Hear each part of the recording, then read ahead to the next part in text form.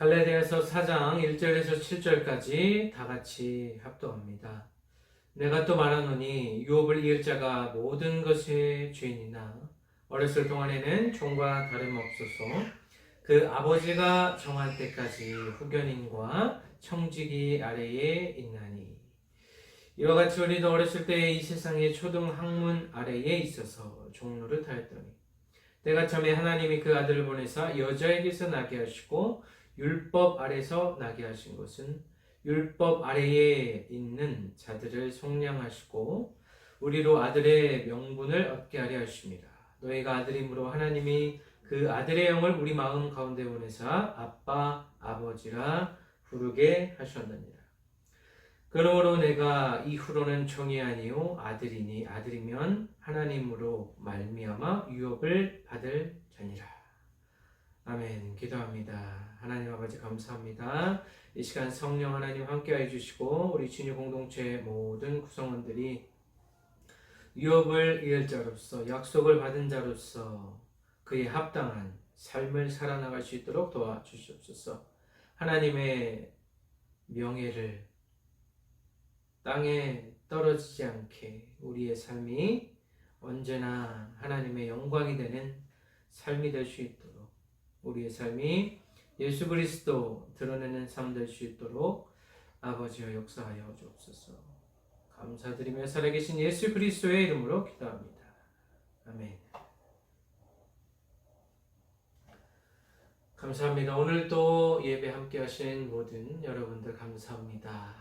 갈라디아서 말씀으로 우리가 하나님의 복음의 은혜에 대해서 계속해서 나누고 있습니다. 오늘은 유업을 이을 자라는 제목을 가지고 말씀을 전하겠습니다.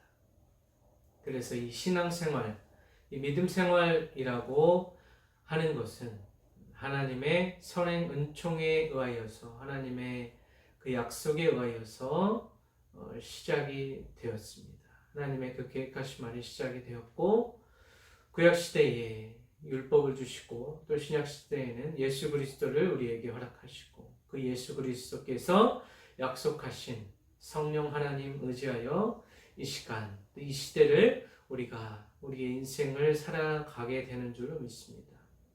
오늘 말씀에서도 사도 바울께서는 계속해서 율법과 약속에 대해서 이야기하고 있습니다.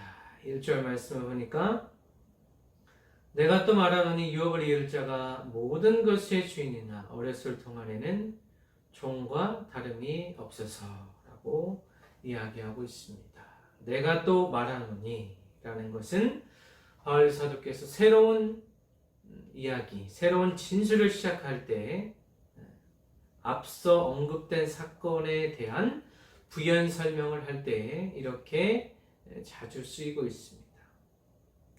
사도 바울은 율법 아래 있던 상태에서 믿음으로 의롭게 되는 이 변화를 비유를 통하여서 마치 유아기 때 보호를 받던 이 어린아이가 이제는 스스로 선택권과 자유가 보장되는 성인으로 성장하는 그 과정에 비유하고 있다는 것입니다. 그래서 마치 율법이 어린아이 시절과 같았다면 이제 믿음으로 그리스도의 신실하신 그 믿음으로 우리는 이제 성인과 같이 모든 영역에 있어서 자유롭게 선택하고 모든 권한을 행사할 수 있는 자로 거듭나게 되었다라는 것입니다. 그래서 유아기로부터 성년으로 변화되는 그 과정에 오늘의 말씀이 비유되고 있다는 것입니다. 어렸을 동안이라는 것은 그 원래 의미가 말을 못하는 자입니다. 말을 못하는 자, 깨닫지 못하는 자, 기독교의 진리, 예수 그리스도 그 진리의 말씀을 감당하지 못하는 자를 바로 어린 아이에 비유하고 있다는 것입니다. 이 어렸을 동안에는 음식을 먹지 못하기 때문에 어머니의 젖을 먹고 아주 부드러운 음식만을 섭취할 수 있는 것이 이 어린 시절의 특징이라고 볼 수가 있습니다. 고린도전서 3장 1절에서 2절 말씀을 보면 형제들아 내가 신령한 자들과 자들을 대함과 같이 너희에게 말할 수 없어서 육신에 속한 자 곧 그리스도 안에서 어린 아이들을 대함과 같이 하노라. 내가 너희를 젖으로 먹이고 밥으로 아니하였노니 이는 너희가 감당하지 못하였음이거니와 지금도 못하리라. 이렇게 기록되어 있습니다. 그래서 어린아이 때에는 밥을 먹지 못하고 젖을 먹을 수밖에 없는 그 연약함과 나약함, 아직은 주님을 똑바로 보지 못하고 우리의 눈과 귀가 어두워진 상태를 유아기에 비유하고 있다는 것입니다. 오늘 1절 말씀에서는 이 어린아이를 성년과 대조하여서 이 미성년의 상태를 아직 눈을 뜨지 못하고 거듭나지 못하고 율법 아래에 갇혀서 살아갈 수 없는 자, 그러한 자를 의미하고 있다는 것입니다. 당시 사회에서 만 12세까지는 미성년으로 취급하였습니다. 이들은 재산을 소유할 수 있는 소유권을 가지고 있었지만 그 재산을 자신의 마음대로 행사할 수는 없었다라는 것입니다. 그래서 마치 종과 다를 바가 없다라는 것이죠. 이 종이라는 것은 곧 노예의 상태를 언급하고 있습니다. 자신의 의지가 아닌 다른 사람의 의지에 의해서, 다른 사람의 뜻에 의해서 살아갈 수밖에 없는 것이 이 종, 노예의 신분이었다는 것입니다. 마치 율법 아래 놓여져 있어서 율법을 벗어나지 못하고 그 율법의 구렁텅이에서 빠져나오지 못하고 그 늪에서 계속해서 허우적대고 있는, 아직 눈이 뜨이지 못하고 예수 그리스도를 믿지 못하는 자, 진정으로 예수님을 주인과 구세주로 영접하지 못하는 불신자들, 또는 예수님을 믿고는 있지만 여전히 구약시대의 율법 안에서 살아가고 있는 자들을 비유하고 있습니다. 그래서 1절의 말씀을 통하여서 우리는 유업을 이을 자, 약속을 받은 자지만 당시의 종과 다름없이 율법의 종과 같은 삶을 살아가는 자가 있었다는 것입니다. 오늘날의 크리스찬들도 예수 그리스도를 영접하고 구원을 받고 구원받은 자로 살아가지만 여전히 하나님의 말씀, 그 약속을 의심하고 율법에 매여서 율법의 그 쳇바퀴에, 율법의 그 굴레에 매여서 살아가고 있는 자들이 여전히 존재하고 있다는 것입니다. 우리의 삶 속에 율법이 지배하고 있는지, 하나님의 약속, 성령의 인도하심이 지배하고 있는지, 이것이 관건이 되겠습니다. 2절의 말씀을 보면 그 아버지가 정한 때까지 후견인과 청지기 아래에 있다라고 했습니다. 그 아버지가 정한 때, 이 카이로스의 때, 하나님의 계획과 섭리의 때, 그 때까지는 후견인과 청지기 아래에 있다라고 했습니다. 로마 시대의 관습법상 미성년자는 그의 아버지가 의뢰한 후견인 아래에 있었습니다. 재산권은 25살 정도가 될 때까지 그 청지기가 관리하는 그러한 관습이 있었다라는 것입니다. 아마도 이들이 성년이 되는 것은 아버지의 재량이었습니다. 아버지의 재량권에 의하여서 그들이 이제 성년으로 인정을 받게 되는 것이죠. 로마 시대 아이들은 매월 3월 17일에 리베랄리아라는 그 잔치에서 공식적으로 아버지에 의해서 성인이 되었다고 합니다. 이 아버지에 의해서 인정받은 자들은 이제 아버지의 후사를 잇고 그 아버지의 가업을 잇고 유업을 이을 자로 공식적으로 이제 채택이 되는 것입니다. 그래서 이러한 기록들, 이러한 관습들이 사실이라고 한다면 바울이 언급하는 그 아버지의 정한 때까지 후견인과 청절기 아래 있다는 말은 무엇인가? 이것은 로마의 관습을 나타내는 것이고, 바울이 이러한 비유, 관습에 따른 이 비유를 통하여서 우리에게 전해주고자 하는 말씀은 무엇인가? 바울 사도의 말씀은 결국에는 하나님 아버지께서 정하신 계획과 섭리와 카이로스의 때, 하나님께서 작정하신 그 때가 반드시 있다라는 것입니다. 우리 인생 속에서도 하나님의 계획이, 하나님의 어떤 큰 청사진이 반드시 있다라는 큰 틀이 있다라는 것입니다. 이것을 인식하고 믿고 이것을 기억하며 살아가는 자들과, 이러한 사실들을 전혀 알지 못하고 무지한 상태로 자신의 계획과 자신의 노력에 의하여서만 살아가고자 하는 자들에게는 큰 차이점이 있다는 것이죠.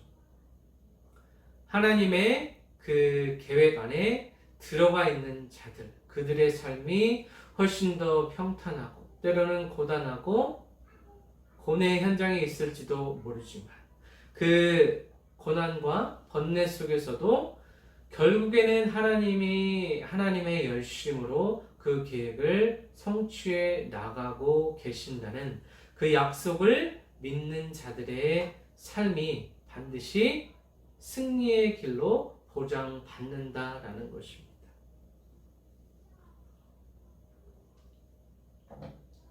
따라서 바울 사도가 비유한 논리 속에서 우리는 율법에 종된 상태에서 이 믿음의 자유자가 되는, 율법의 종에서 믿음의 자유자가 되는 것은 결국에는 하나님의 주권적인 의지에 달려 있다는 것입니다. 우리가 인생을 살아가면서 성취되는 것들이 우리의 힘과 노력에 의해서 되는 것처럼 보이지만, 겉보기에는 그렇게 보이지만, 그 본질적으로, 궁극적으로는 하나님의 이끄심, 하나님의 인도하심이 반드시 있다라는 것입니다. 결코 우리 삶에 우연이라는 것은 없다라고 말씀드릴 수 있겠습니다.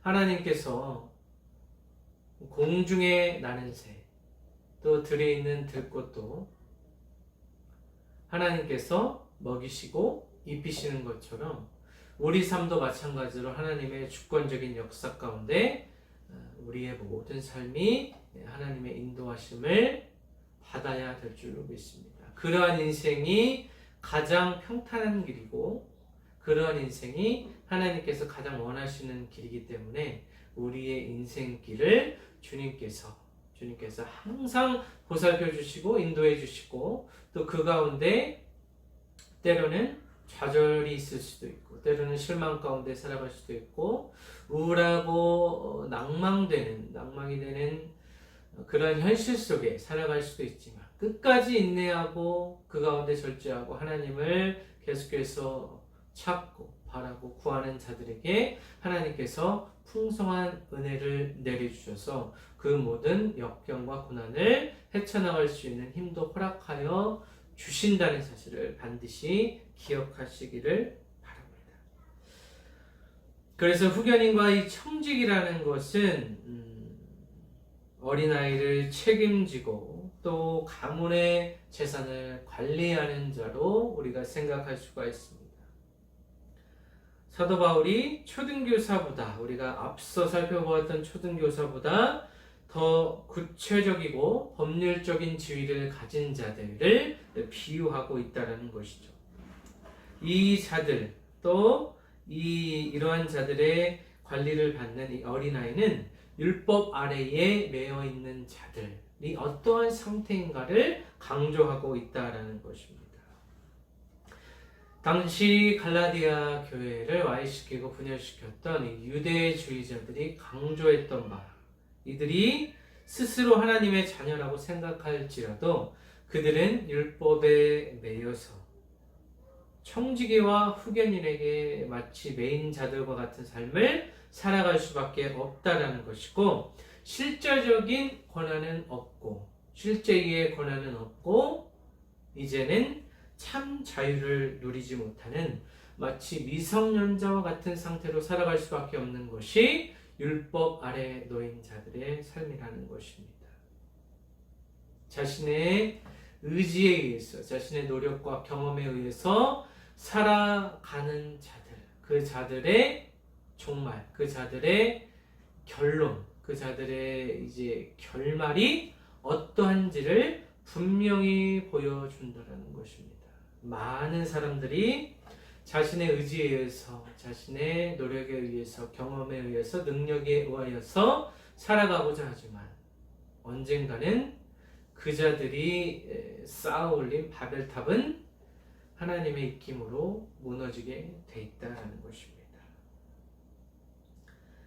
3절 말씀, 이와 같이 우리도 어렸을 때에 이 세상의 초등학문 아래 있어서 종노릇하였다라고 기록하고 있는데, 여기에서 우리라는 것은 유대인과 이방인 모두를 포함하고 있습니다. 그래서 우리라는 것은 하나님의 자녀, 하나님 안에서 가족이 된 이 하나님의 권속, 하나님의 형제 자매를 의미합니다.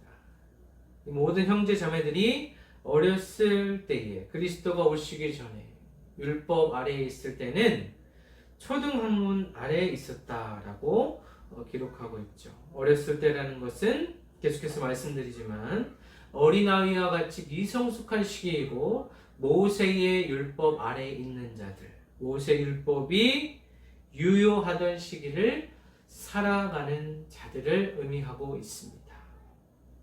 그리스도가 오셨으니 율법의 통치가 이제는 종료되게 되는 것이죠. 본문의 초등학문이라는 말은 크게 세 가지 의미가 있습니다.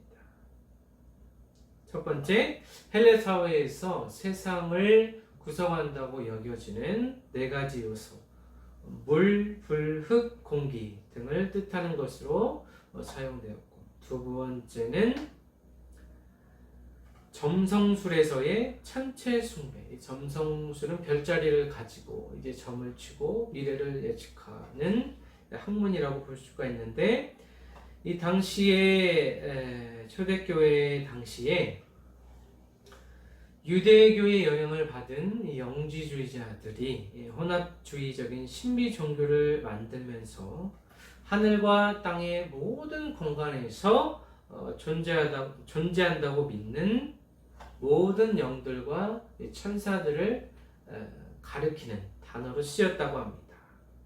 천사들과 마귀들을 뜻하는 이 영적인 존재를 가리키는 단어로도 쓰였다고 하고, 세 번째는 종교적 지식의 미숙한 단계, 어떤 분야에 있어서 아직은 미성숙하고 초보적인 단계를 가리킨다고도 볼 수가 있습니다. 종합적으로 살펴볼 때 바울 사도께서 이 초등학문이라고 했을 때는 유대인의 율법주의 또는 천체 숭배, 하늘을 숭배하고 그리스도 신앙에 미치지 못하는 모든 의식과 사상, 철학 등을 의미한다고 볼 수가 있겠습니다. 바울 사도는 그리스도 신앙 이외의 모든 다른 것이 우상 숭배임을 강조하는 의미에서 오늘의 말씀 우리에게 전해주고 있다는 것이죠.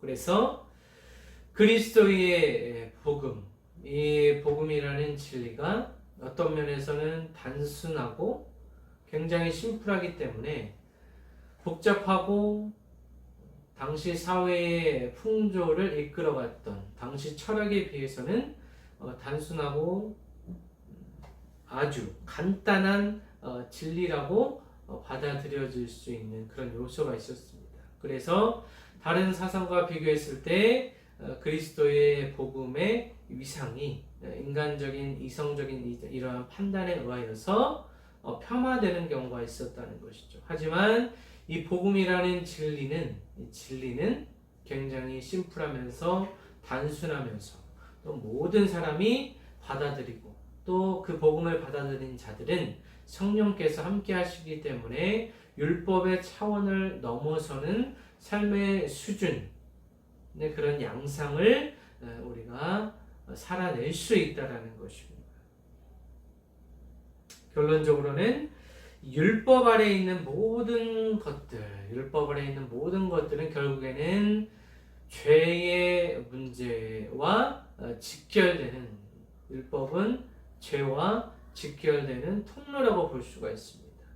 그래서 당시에 많은 수많은 이단 사상도 마찬가지로 결국에는 우상 숭배라는 큰 죄와 연결되는 지점이라고 볼 수가 있겠습니다.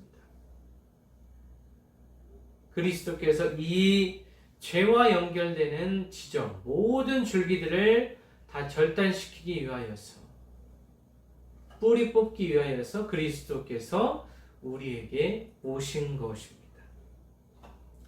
4절의 말씀을 보면 때가 참에 하나님이 그 아들을 보내사 여자에게 나게 하시고 율법 아래에 나게 하셨다라고 기록하고 있습니다. 때가 찬다라는 것은 아버지가 정한 때, 2절의 아버지가 정한 때와 관련이 있습니다. 하나님의 주권적인 역사하심을 나타내는 것입니다. 또 때가 이르기 전에 율법 아래에 매여 있는 상태를 의미하기도 합니다. 율법 아래에 매여 있던 이러한 암담한 상태가 이제는 끝났음을 나타내고 있습니다. 율법이 하나님의 백성을 억압하였을 때는 그 하나님의 백성들이 무기력과 정죄의식으로 살아갈 수밖에 없었지만 이제는 하나님이 그 아들을 보내셨기 때문에 그 모든 속박과 정죄와 무기력에서 이제는 완전한 해방을 얻을 수 있었다라는 것입니다. 바울 서신에서 이 보내다라는 뜻은 이제 하나님이 그 아들을 보냈다라고 했을 때 이 보내다라는 뜻으로 사용된 이 단어는 엑사포스텔로, 좀 어렵지만 엑사포스텔로, 원문에는 이런 단어로 기록되어 있다라고 합니다. 이것은 보냄을 받은 사람이 그를 보낸 사람이나 장소, 사회적 지위에 귀속되어 있다는 점에 초점이 가 있는 단어입니다. 그래서 이 엑사포스텔로라는 것은 하나님의 아들이 하나님께 귀속되어 있다는 것과 하나님의 아들을 보낸 그 하나님의 아들을 보낸 그 공간, 그 실존적인 공간, 즉 하나님의 나라를 염두에 두고 쓰여 있다라는 것입니다. 그래서 이 엑사포스텔로, 하나님이 그의 아들을 보냈다라고 하는 그 장소는 결국에는 하나님께서 주권적으로 역사하는 장소이고 그 장소가 바로 하나님의 나라가 될 그 공간, 그 실제적이고 실존적인 공간이라는 것입니다. 그 공간에 우리가 살아가게 되는 것이죠. 아직은 이미 왔지만 아직은 완성되지 않은 그 하나님의 나라에 이미 우리가 살아가고 있다는 것이고, 그 안에서 살아가는 자들의 책무와 의무라는 것은 그 공간을 하나님의 나라로 변화시켜야 한다는 그러한 의무와 책임을 가지고 있다는 것입니다. 그것이 곧 그리스도의 사명이라는 것이죠. 하나님께서 그 아들을 보낸 장소, 그 장소에서 하나님의 아들이 약속하신 성령 하나님과 함께 그 장소를 하나님의 나라로 변화시키고 변질되어 가고 썩어가는 것들을 하나님의 거룩한 장소로 변화시키는 것, 이것이 바로 크리스천들의 의미라고, 지상대 사명이라고, 지상대 명령이라고 이렇게 명명할 수 있다는 것입니다. 또 여자에게서 나게 하셨다라는 것은 사도 바울의 기독론을 우리가 볼 수 있다는 것입니다. 예수 그리스도가 어떠한 분이신가? 이는 모든 창조물보다 먼저 나신 자라고 바울은 또 묘사하고 있습니다. 또 예수 그리스도의 신성, 강조하고 있지만 바울서신에서 또 다른 측면에서 본절에서는 우리 갈라디아서 오늘 말씀에서는 예수 그리스도께서 완전한 인성을 가진 자로 묘사하기 위해서 여자에게 나셨다라는 이 구절을 지금 포함시키고 있다라는 것입니다. 그래서 바울 신학에서 이 기독론이라고 하는 것은 완전한 신성과 완전한 인성, 이 양성 기독론을 강조하고 있다라고 확대해서 이제 해석할 수도 있습니다. 여자에게서라는 것은 이 메시아의 계보, 다윗의 자손, 다윗의 혈통에서 이 메시아가 출현한다는 것, 그 구약의 말씀이 성취되었다라고도 볼 수가 있는 것입니다. 또한 예수님께서 우리와 같은 성정, 우리와 같은 몸으로 나신 분이라는 것을 우리가 또 기억할 수 있다는 것이죠. 또 율법 아래에서 나게 하셨다라고 기록하고 있습니다. 단지 사람으로 오신 것이 아니라 우리와 같은 율법을 지킬 의무를 가진 유대인으로 오셨다는 것입니다. 하지만 보통 유대인과의 차이점은 예수님께서는 죄가 없으신 분이시기 때문에 우리의 죄의 문제를 영원히 영단번에 해결할 수 있었다라는 것입니다. 그리스도께서 그의 삶 속에서 율법의 요구를 만족시키시고 죽음을 죽임으로 율법의 하나님의 진노를 짊어지시고 그 모든 죄의 문제를 십자가에서 해결하시고 우리의 영원한 주인, 영원한 왕으로 이제 우리 삶 속에 함께 하신다라는 것이 중요합니다. 5절을 보면 율법 아래에 있는 자들을 속량하시려고 우리로 아들의 명분을 얻게 하려 하심이라 라고 기록되어 있습니다. 아들의 명분은 결국 양자를 의미합니다. 신약 성경에서 바울 사도만 사용하는 말인데 바울 사도께서 이 말을 사용한 것은 하나님의 아들됨이 우연히 자연 발생적으로 생긴 것이 아니라 하나님의 사역이라는 것이고 하나님의 유일한 아들 그리스도를 우리에게 보내주셔서 인간의 제도와 율법을 순종하셔서 결국에는 우리도 하나님의 아들이 되게 하실 목적으로 예수 그리스도를 우리에게 보내주셨다라는 것입니다. 그래서 예수 그리스도께서 율법의 속박에 아래에 있는 자들을 속량하시고 또 하나님의 자녀로 거듭날 수 있는 길을 열어주셨다라는 것입니다. 빌립보서 2장 6절 8절 아주 유명한 말씀이죠. 이 말씀을 보면 그는 근본 하나님의 본체시나 하나님과 동등됨을 취할 것으로 여기지 아니하시고 오히려 자기를 비워 종의 형체를 가지사 사람들과 같이 되셨고 사람의 모양으로 나타나서 자기를 낮추시고 죽기까지 복종하셨으니 곧 십자가에 죽으심이라 라고 기록되어 있습니다. 하나님의 아들 예수 그리스도는 하나님이셨지만 그분이 우리를 위하여 이 땅으로 내려오시고 우리의 수준에 맞춰주시고 또 자기를 비워주시고 이 자기를 낮추고 아주 극도의 겸손함으로 우리와 함께 하여 주신다라는 것입니다. 예수 그리스도의 길을 따라가는 자들, 예수 그리스도를 닮아가는 자들의 기본적인 이 덕목이라고 하는 것은 자기 부인, 자기 비하라고도 얘기할 수 있다는 것입니다.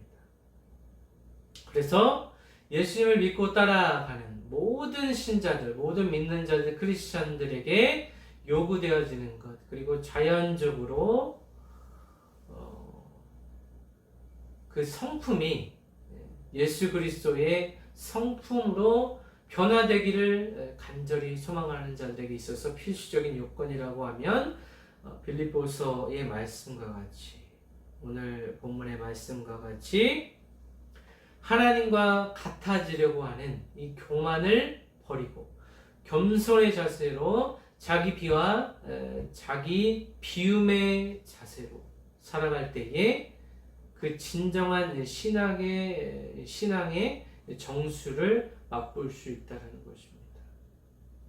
이 세상은 계속해서 높아지고 더 높은 자리에서 많은 사람을 부리고 많은 소유를 가지고 살아가려고 하지만 이 기독교의 진리, 예수 그리스도의 말씀이라고 하는 것은 결국에는 세상의 가치관과 흐름과는 정반대의 길을 걸어가고 있다는 것입니다. 우리 자신을 계속해서 낮추고 비우고 극한의 겸손, 극한의 인내의 상황, 극한의 절제 상황으로 들어가게 되면 그 가운데서는 이제 새로운 영의 세계가 열리게 된다는 것입니다. 그러한 영적인 감각, 또 영적인 눈이 열릴 때에 우리 인생이 새로운 인생으로 새 옷을 입고 그리스도의 옷으로 새 옷을 입은 자들과 같은 삶을 살아갈 수 있다는 것이죠. 우리가 지난 시간에 침례에 대해서 살펴보았는데 마찬가지로 이 침례라는 상징적인 의식을 통하여서 예수 그리스도와 죽고 예수 그리스도와 다시 살아난 자들, 부활한 자들에게 있어서 인생의 많은 굴곡 가운데, 인생의 여정 가운데, 이 인생이라는 삶의 기회 가운데 우리가 놓치지 말아야 될 것은 바로 이 자기 비와, 자기 비하, 자기 비움, 육신으로 오신 예수 그리스도. 왜 예수님께서 하나님의 자리에서 낮고천한 이 육신의 옷을 입으셨는가? 우리도 마찬가지로 예수님이 낮아진 것처럼 우리도 우리 삶 속에서 끊임없는 낮아짐으로 하나님께서 우리를 높여주신다라는 이 진리를 기억하시기를 바랍니다. 예수님의 은혜로 우리는 죄에 매여 있던 삶에서 해방되고 진정한 자유자로 이제는 종이 아니고 어린아이가 아니고 성년으로 모든 것을 선택하고 자유롭게 선택하고 그 결과에 또한 책임을 지고 또 인생의 역경 가운데 또 우리를 도와주시는 헬퍼, 또 카운셀러, 또 우리와 항상 동행하시는 이 성령의 인도하심에 우리는 이 보혜사 성령으로 인하여서 우리는 참 자유와 진리 가운데 살아갈 수 있다는 것입니다.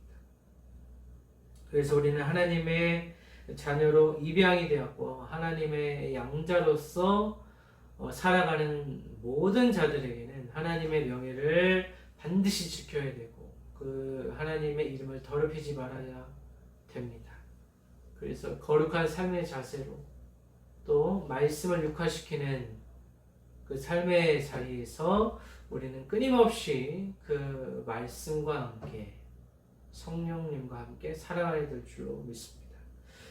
6절의 말씀 봅니다. 너희가 아들임으로 하나님이 그 아들의 영을 우리 가운데 보내사 아빠 아버지라 부르게 하셨느니라 라고 기록되어 있습니다.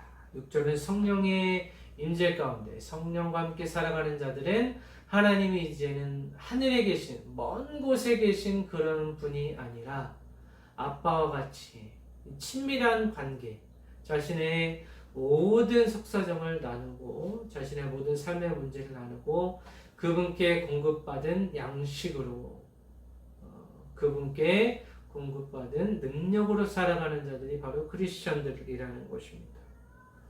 하나님의 입양된 아들에게는 성령을 허락하여 주셔서 아들의 영, 곧 성령을 우리 마음 가운데 보내주시고 우리 마음에서 성령과 함께 같이 살아가는 것이죠. 이 사람들만이 하나님을 아버지라, 아빠라 부를 수 있다는 것입니다. 아무나 하나님을 아버지라 부를 수 없습니다. 자연스럽게 우리의 음성에서 아버지, 우리의 마음속에서 하나님을 아버지라고 부를 수 있다는 것은 우리 안에 성령이 내주하고 계시고 그만큼 하나님의 은혜, 성령의 임재 가운데 살아가는 자들만이 하나님을 아버지라 아빠라 부를 수 있다는 것입니다.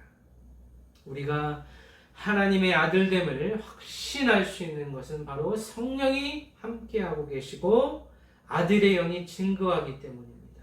성령은 예수 그리스도의 약속대로 오순절에 마가의 다락방에 임하셔서 그 가운데 있는 모든 자들을 이끄시고 다시 한번 거듭나게 하시고 중생하게 하시고 그들의 입술을 붙드시고 그들의 전반적인 모든 삶과 신앙을 아주 송두리째 변화시키셔서 오늘날 예수 그리스도의 공동체 이 교회가 오늘날에도 이 세상에 존재할 수 있게 된 그 근본적인 원인은 바로 성령이라는 것입니다.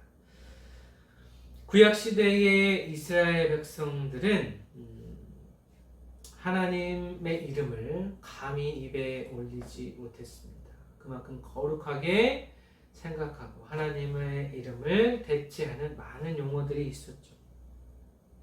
예수님 당시에도 유대인들 중에 실제로 하나님을 아버지라 부르는 자가 없었습니다. 아버지라고 부르는 순간 그 자는 신성모독, 하나님의 이름을 더럽힌 자가 되었죠. 하지만 예수 그리스도께서 우리 아버지라고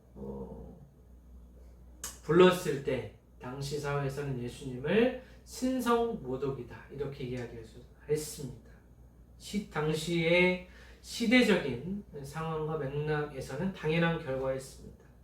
하지만 예수 그리스도께서 믿음과 성령의 내주로 인하여서 하나님과의 새로운 관계, 하나님과의 관계라는 측면에서 새로운 지평을 열게 되는 것이죠. 이것이 바로 아바 아버지, 아빠 아버지라 부르게 된 이 사건이 되겠습니다.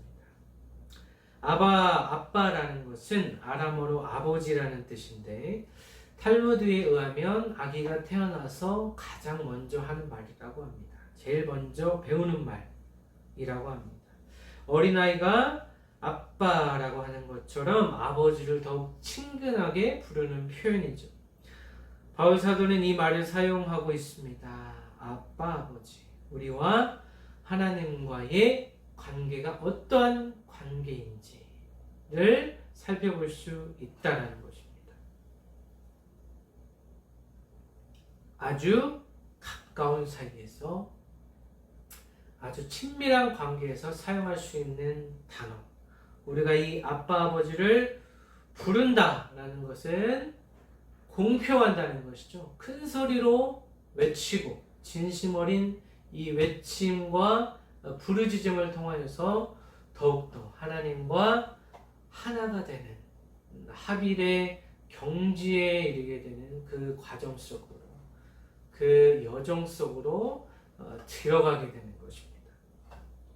7절 말씀 그러므로 내가 이르는 종이 아니고 아들이니 아들이면 하나님으로 말미암아 유업을 받을 자니라 라고 기록하고 있습니다. 유업을 받을 자, 상속자, 후사라는 것입니다.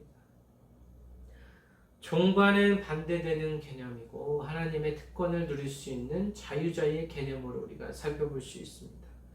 갈라디아 교인들은 성령의 내적 증거로 인하여서 하나님의 나라에 속한 자들이 되었듯이 우리도 마찬가지로 그리스도의 그 신실하심과 성령의 은혜, 내주하심으로 인하여서 성령의 동행으로 인하여서 우리는 하나님을 아빠 아버지로 부르게 되었을 뿐만 아니라 하나님이 가지고 계신 모든 특권을 우리에게 하나님께서 주셨기 때문에 그 특권을 누리며 하나님께서 주시는 하늘의 복과 땅의 복을 누리며 우리는 살아갈 수 있다는 것입니다.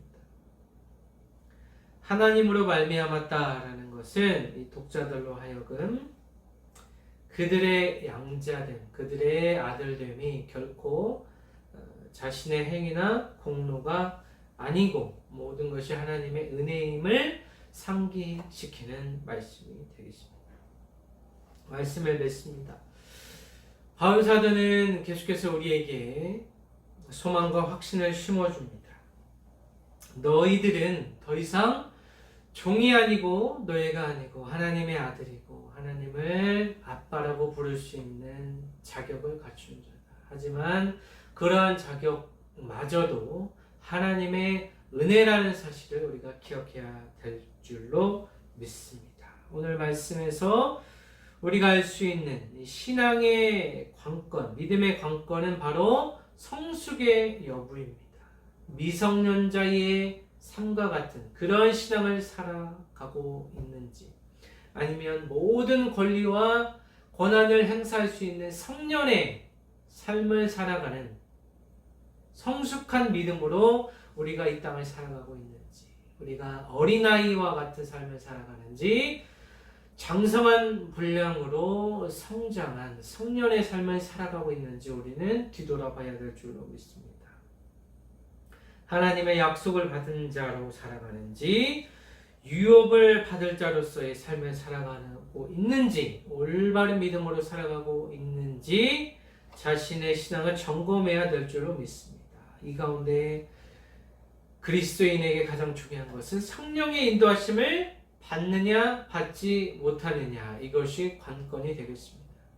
하나님의 말씀을 지적으로만, 이성적으로만 알고 그 말씀을 지키지 아니하고 무지한 상태로 변하지 않은 변질되는 신앙으로 우리가 살아가게 된다면 이것은 하나님께서 혐오하는 사항이 될 수도 있습니다. 성령의 은혜로 우리가 하나님을 아버지라 부를 수 있지만, 그렇게 아버지의 이름에 그 하나님의 명예를 더럽히고 이름의 그 명예를 실추시키며 살아가는 자들도 반드시 있다라는 겁니다. 하나님을 아버지라 이 부르짖는 가운데 그분의 주권, 그분의 말씀을 절대적으로 순종하며 살아가는 것, 순간적인 혈기와 자신의 욕심에 의하여서 자신의 뜻 가운데 살아가고 있는가, 이것이 중요한 것입니다. 하나님은 언제나 우리의 연약함을 알고 계시기 때문에 우리가 우리의 욕심과 정욕에 의하여서 살아간다 할지라도 언제나 하나님께 나아갈 수 있는 문을 열어놓고 계십니다. 그렇기 때문에 언제든지 지체 없이 고민 없이 아버지께로 나아가는 자세가 필요하다는 것입니다. 주님께로 나아가는 자들에게는 아버지의 풍성한 은혜가 언제나 기다리고 있다라는 사실을 기억하시길 바랍니다. 이러한 상황들, 이러한 것들이 잊지 말고 모든 문제 앞에서 자신의 힘으로 자신 혼자 해결하고자 인생의 짐을 짊어지고 살아가는 삶의 태도를 버리고 이제는 모든 멍에를 벗어버리고 주님께 이 멍에를 맡기고 평안을 누리며 살아가시기를 바랍니다. 이 가운데 주의해야 될 사항은 주님께서 주시는 평안과 자신의 마음속의 안일함을 혼동하지 말아야 될 것입니다. 삶의 분별력을 구하고 이 분별력 가운데 살아가야 될 줄로 믿습니다. 사단은 우리의 분별력을 혼란하게 만들고 우리의 분별력을 저하시켜서 아버지께로 다가가지 못하게 만들고 우리의 삶을 망가뜨리고 모든 삶의 문제를 우리 혼자 떠안고 가기를 원합니다. 그 과정 속에서 모든 믿는 자들로 하여금 자신의 무력감과 때로는 정죄의식과 연약함에 대해서 깊이 고뇌하게 만들며 고뇌하는 그 과정 속에서 그들의 삶을 무너뜨리는 것이 바로 사단의 목적임을 분명히 깨달으시기를 바랍니다. 우리 인생에 고난이 찾아올 수 있습니다. 하지만 그 고난을 이겨내는 과정은 그 과정 가운데 불신자와 신자의 그 극복하는 방법에는 반드시 차이가 있어야 된다라는 것입니다. 이러한 삶의 모든 죄의 문제, 연약함의 문제, 불안의 문제 가운데서 우리 마음의 불안이 우리의 죄 때문인지, 우리가 하나님께 더욱 다가가지 못하는 문제인지, 사단의 전략에 매여서 사단의 전략에 노출되어 발생하는 현상인지 성령께 반드시 간구해야 됩니다. 성령께 간구하는 그 삶의 태도를 통하여서, 그 삶의 방식을 통하여서 우리의 신앙이 진일보하고 우리의 신앙이 성숙할 수 있는 계기가 마련된다라는 것입니다. 끊임없이 성령과 교제하며 성령께 나의 인생의 문제를 묻고, 때로는 참고 견디고, 때로는 하나님께서 주신 은혜로 인하여서 기뻐하며 찬양하며 살아가는 것이 우리의 인생이 되겠습니다. 성령님께 구해야 됩니다. 우리의 마음의 평안이 외적인 상황에 의하여서 평안이 찾아오는 것이 아니라, 외적인 어떠한 상황과는 그 외적인 상황에 의하여서 우리의 신앙이 좌지우지되고 우리의 기분이 왔다 갔다, 기복이 정해지는 것이 아니라 내 마음속의 평안, 주님께서 주신 그 평안으로 나의 삶의 외적인 모든 상황을 뛰어넘을 수 있는 높은 수준으로 우리의 신앙이 성장되어야 합니다. 우리가 기쁠 때나 슬플 때나, 삶의 고난이 찾아올 때나, 하나님께서 풍성한 은혜를 주실 때나, 우리 마음속에서 우리 신앙에는 평정심이 있어야 되어야 합니다. 이 항상심을 통하여서 항상 평안한, 우리의 외적인 어떤 상황에서도 흔들리지 않는 이 평안을 통하여서, 하나님께서 주시는 이 마음의 감동을 통하여서 이 모든 상황을 이겨낼 수 있다는 것입니다. 우리는 유업을 이을 자로서 하나님의 자녀답게 약속만을 붙들며, 그리스도만을 붙들며, 성령 하나님께 온전한 그 간구로, 그 세미한 음성을 붙들며 세상의 어떤 유혹 속에서도 인내하면서 주님께만 소망을 두는 하나님의 아들, 딸, 하나님의 자녀가 되시기를 바랍니다. 더 이상은 율법에 매이지 말고 율법에서 벗어나서 그 율법의 사슬을 끊고 이제는 은혜의 자리로 성령 하나님과 한 걸음 한 걸음 나아가시는 진유 공동체 되기를 예수 그리스도의 이름으로 간절히 축원합니다. 기도하겠습니다. 하나님, 부족한 종이 말씀을 전했습니다. 이 땅을 살아가면서 우리가 하나님의 양자로, 하나님의 아들, 딸로 살아가기를 원합니다. 하나님의 명예를 더럽히지 아니하고 하나님의 명예를, 그 하나님의 이름을 땅에 떨어뜨리지 아니하고 날마다 성령의 인도하심을 통하여서 그 세미한 음성, 그 하나님의 말씀을 붙잡고 그 말씀을 피 흘리기까지, 죄와 피 흘리기까지 싸우며 결연한 자세로 결단하기를 원합니다. 주님께서 우리의 전 인격적인 신앙을 붙들어 주시고 우리의 지식과 우리의 감정과 우리의 모든 의지를 주님께 내어드리고 하나님의 성품으로 살아갈 수 있도록 도와주시옵소서. 예수 그리스도께서 성육신하신 것처럼 우리의 인생에도 자기 비하와 또 자기 겸손, 또 자신을 낮추신 또 예수 그리스도의 그 인생의 모든 초점을 예수 그리스도를 기리고 또 그의 성품을 닮아가는데 우리의 모든 것을 주님 앞에 헌신하는 자들로 살아갈 수 있도록 도와주시고, 우리 삶 속에 다가오는 여러 가지 불시험과 고난 가운데서도 끝까지 우리의 신앙을 지키며 주님께서 주시는 평안 가운데 살아갈 수 있도록 아버지여 도와주옵소서. 감사드리며 살아계신 예수 그리스도의 이름으로 기도합니다. 아멘.